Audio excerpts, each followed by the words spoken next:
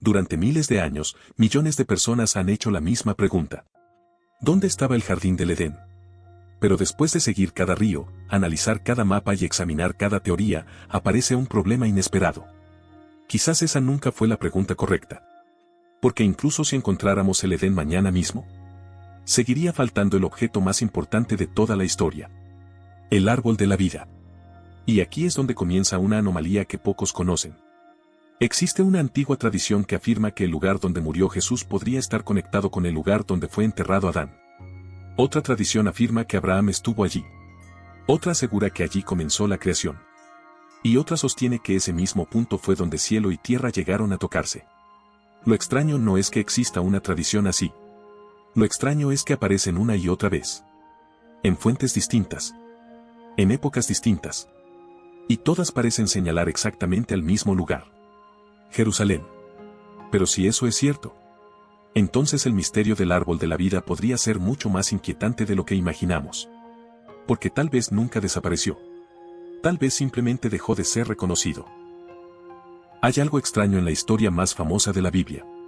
Cuando la mayoría de las personas piensa en el jardín del Edén, recuerda la serpiente. Recuerda la fruta. Recuerda la expulsión. Pero casi nadie se detiene en un detalle mucho más desconcertante. El árbol de la vida. Y eso resulta sorprendente. Porque en el relato original no aparece como un elemento secundario. Aparece como el centro del conflicto. Cuando Adán y Eva comen del árbol del conocimiento, Dios pronuncia unas palabras que han intrigado a teólogos durante siglos. Según Génesis, el problema ya no era únicamente la desobediencia humana. El problema era que ahora también podían extender la mano y comer del árbol de la vida. Y vivir para siempre. Por esa razón son expulsados del jardín. Y por esa razón aparecen querubines custodiando el acceso.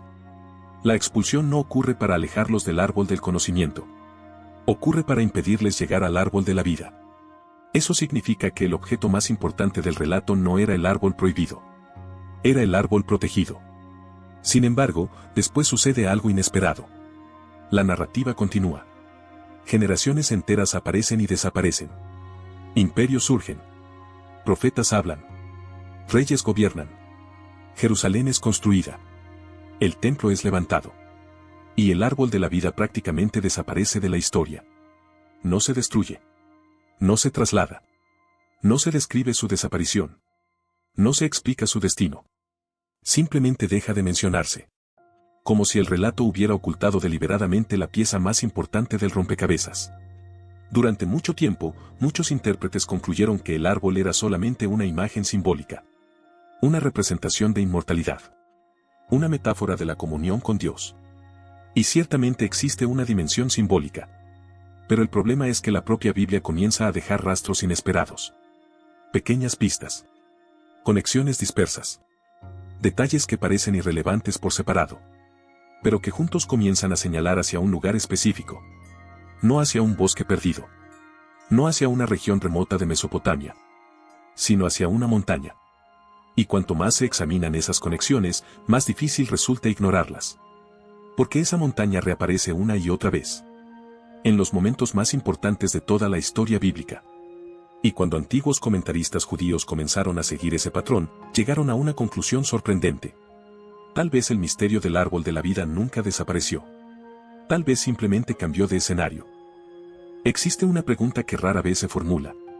¿Por qué tantos acontecimientos fundamentales parecen concentrarse en el mismo lugar? La mayoría de las historias bíblicas ocurren en épocas distintas. Con personajes distintos.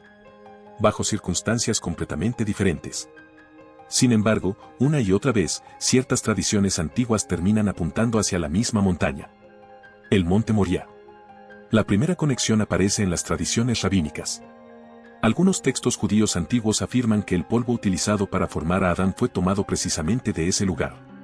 Otros desarrollan la idea aún más. Sostienen que Adán no solo fue creado allí. También fue enterrado allí. Siglos después aparece Abraham.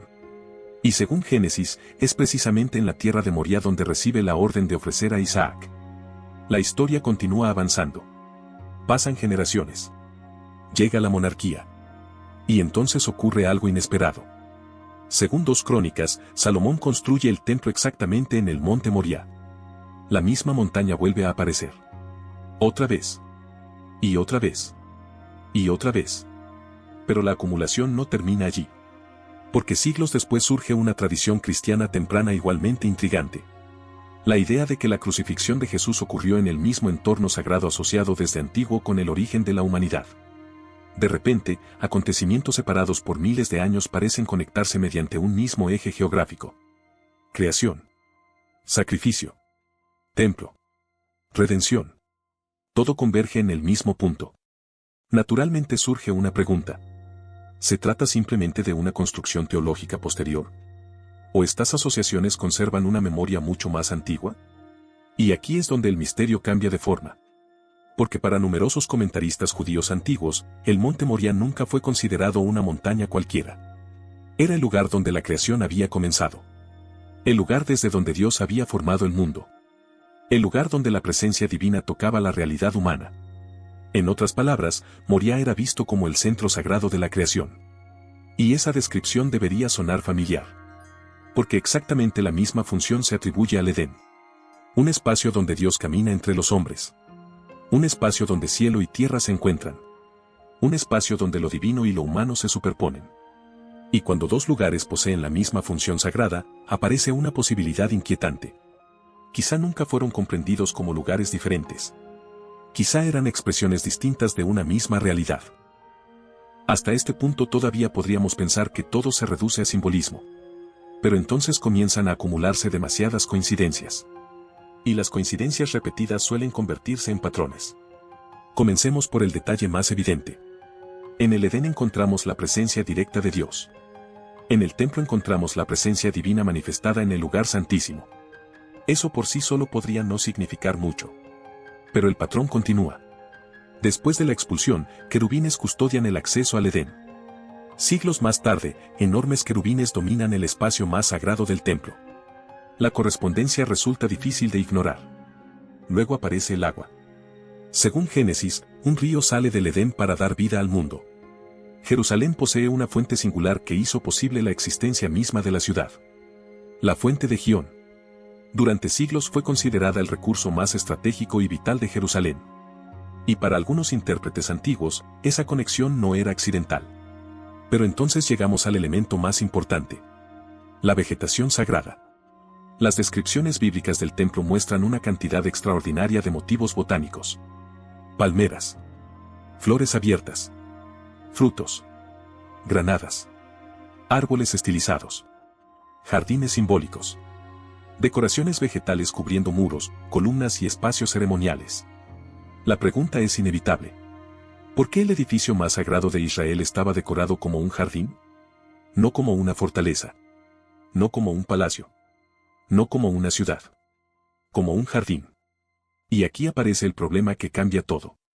Si el Edén era simplemente un recuerdo distante del pasado, ¿por qué el centro religioso de Israel parece reproducir tantos de sus elementos fundamentales?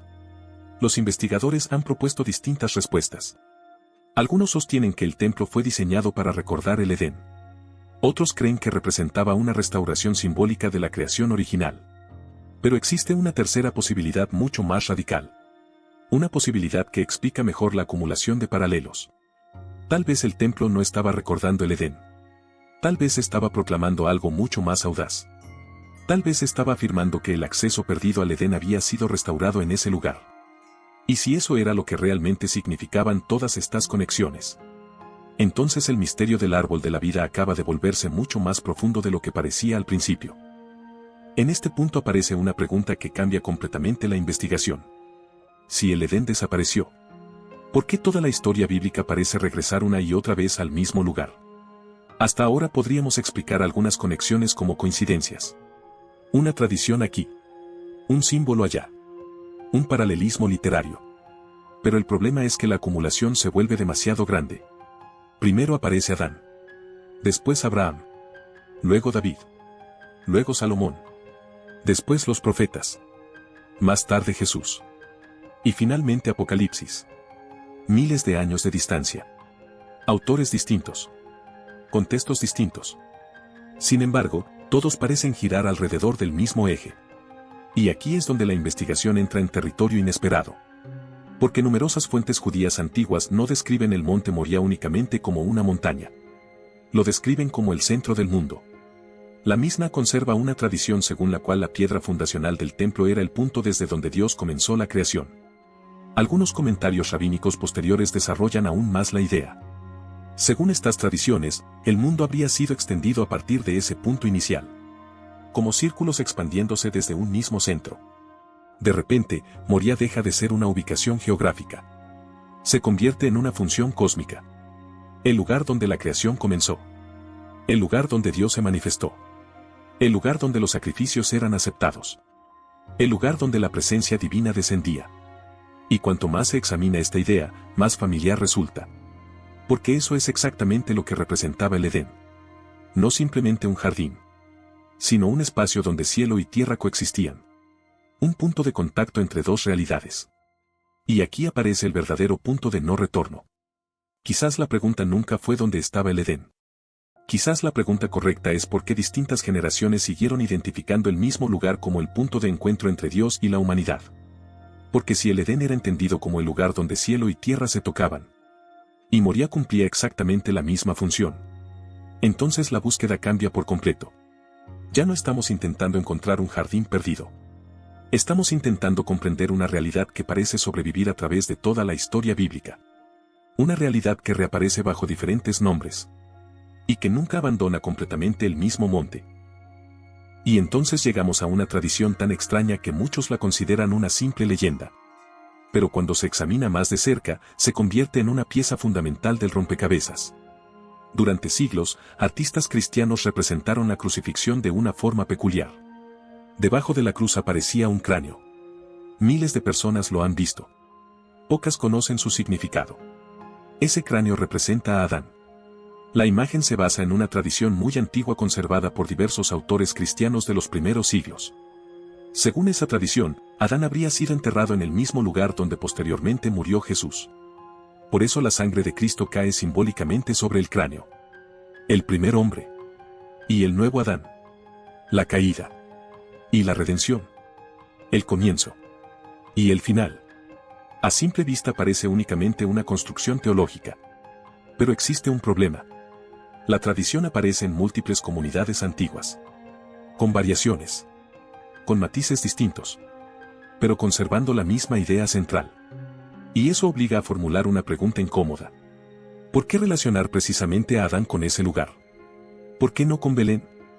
¿Por qué no con Nazaret? ¿Por qué no con cualquier otro sitio importante de la historia bíblica? ¿Por qué insistir en Jerusalén?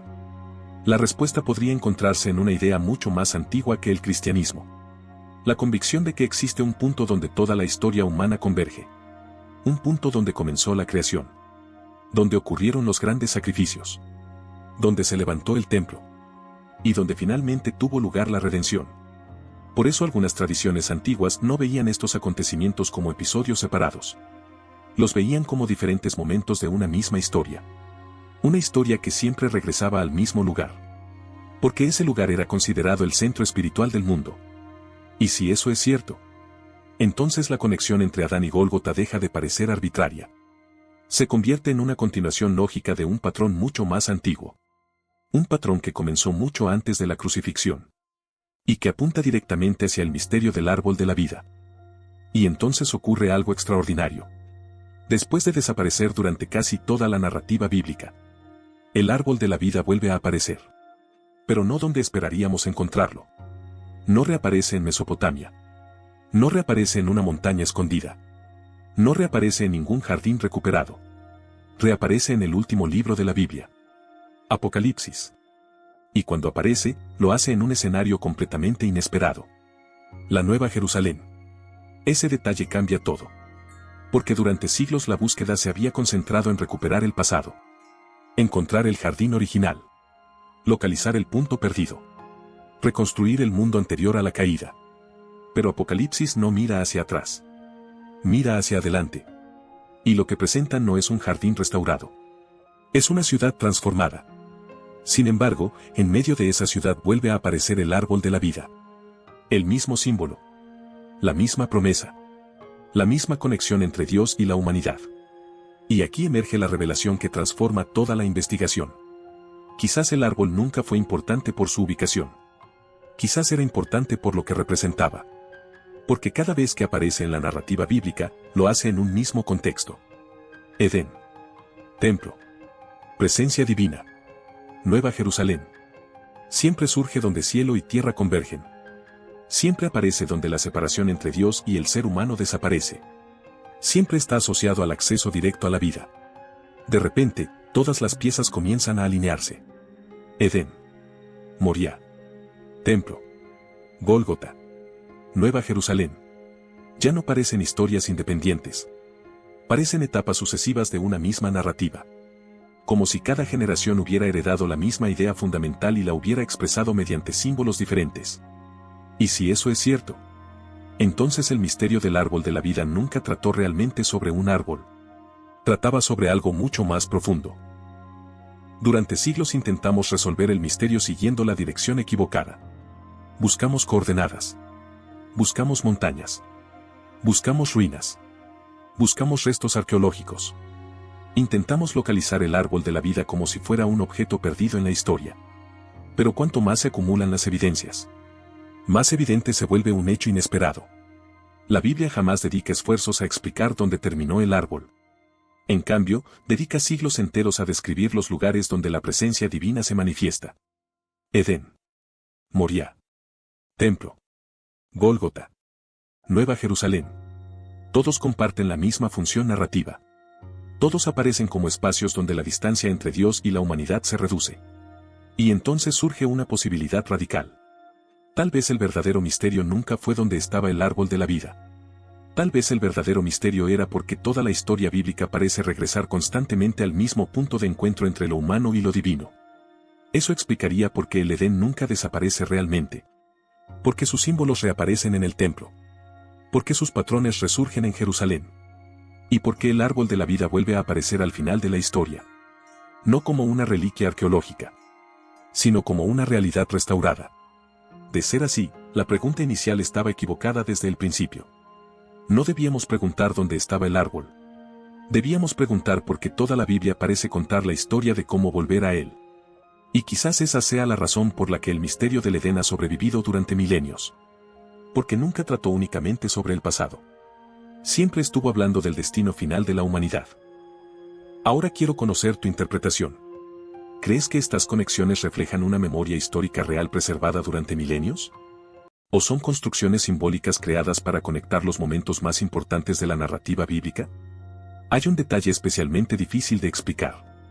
Si Edén, Moría, el templo y la Nueva Jerusalén comparten la misma función simbólica, ¿eso significa que el verdadero misterio nunca fue un lugar físico? Déjame tu teoría en los comentarios. Las respuestas más sólidas suelen aparecer cuando las evidencias comienzan a contradecir nuestras suposiciones iniciales. Si quieres profundizar en las fuentes históricas, mapas antiguos y estudios arqueológicos utilizados en esta investigación, encontrarás los recursos recomendados en el enlace de la descripción. Pero existe una anomalía aún más inquietante. Si Jerusalén fue considerada el punto donde cielo y tierra se encontraban, ¿por qué tantas tradiciones antiguas insistían en que debajo de ese mismo monte existía algo que había sobrevivido desde antes del diluvio? Y cuando los investigadores comenzaron a seguir esa pista, descubrieron una conexión que podría cambiar por completo todo lo que creemos saber sobre el origen del mundo bíblico. La pieza que falta aparece en el video que ves ahora en pantalla. Porque abandonar la investigación aquí significa perder la evidencia que podría explicar por qué todas estas historias parecen conducir exactamente al mismo secreto.